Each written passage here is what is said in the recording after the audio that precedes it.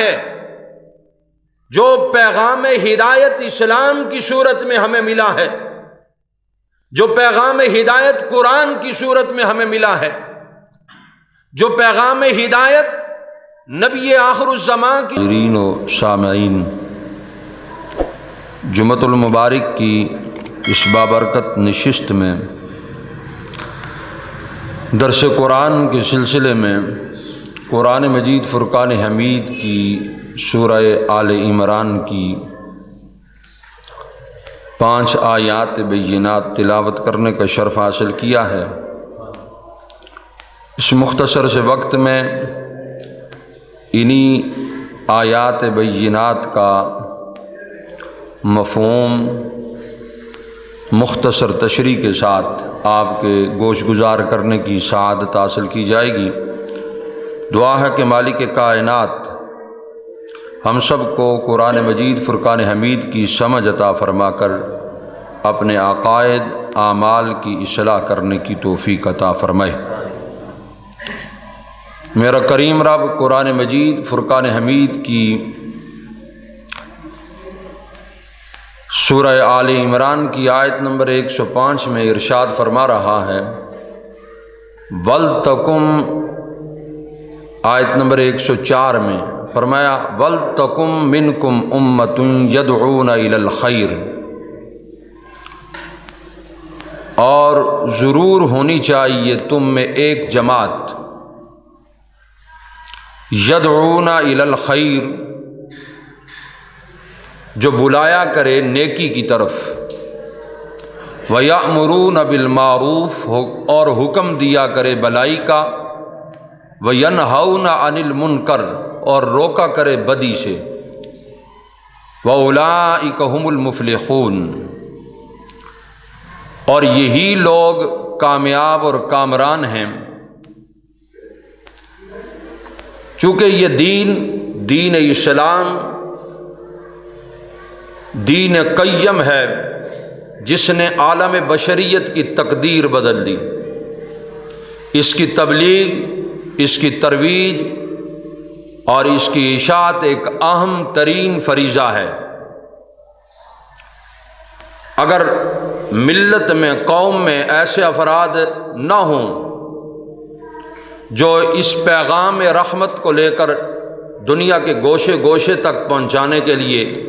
اپنے آپ کو وقف کر دیں، تو یہ عالمگیر پیغام جو ہے اور یہ عالمگیر پیغام ہدایت چند ملکوں تک، چند لوگوں تک محدود رہ جائے گا۔ اس لیے فرمایا کہ پہلے انبیاء آتے رہے، حضرت آدم علیہ السلام سے لے کر حضرت عیسیٰ روح اللہ تک انبیاء آتے رہے اور خالق کائنات کا پیغام لوگوں تک پہنچاتے رہے، لوگوں کی رہنمائی کرتے رہے، اور سب سے آخر میں میرے اور آپ کے آقا جناب محمد مصطفیٰ تمام نبیوں کے امام بن کر اس کائنات میں جلوہ فگن ہوئے۔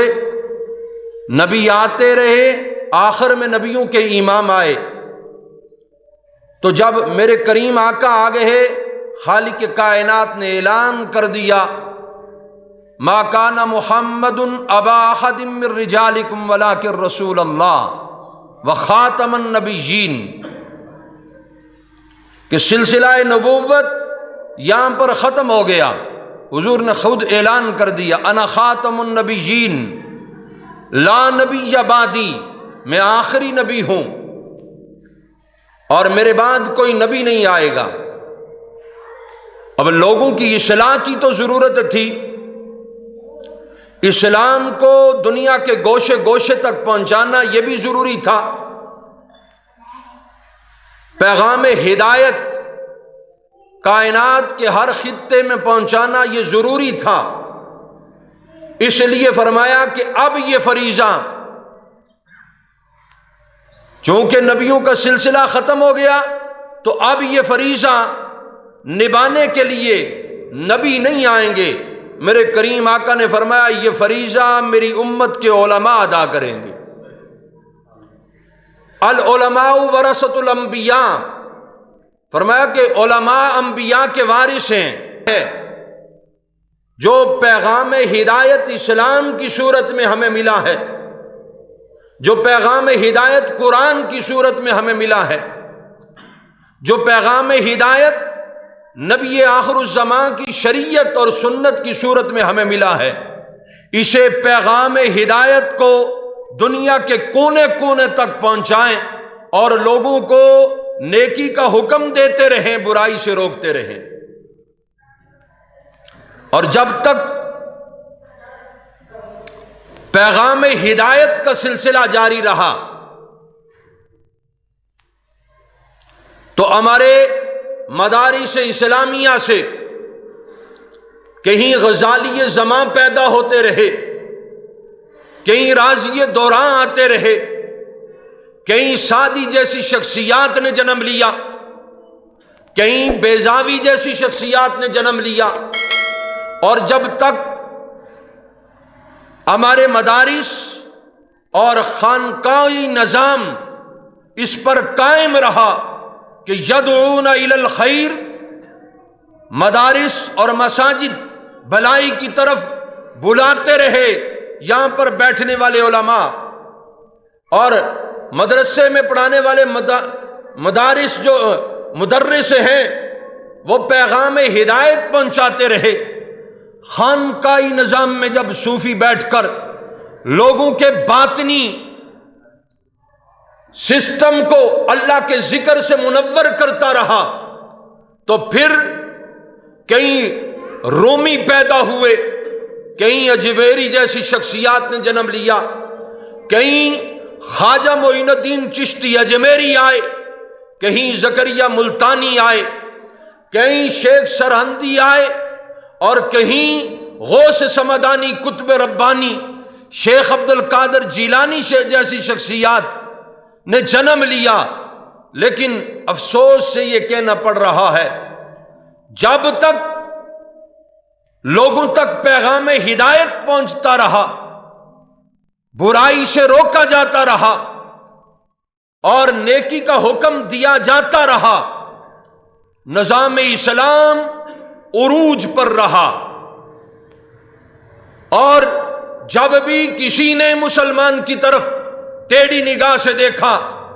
تو کہیں سلطان صلاح الدین ایوبی جیسی شخصیت سامنے آ گئی، کہیں سلطان محمود غزنوی جیسی شخصیت سامنے آ گئی، کہیں محمد بن قاسم آ گئے۔ لیکن جب یہ نظام تقسیم ہو گیا اور منبر جس مقصد کے لیے تھا وہ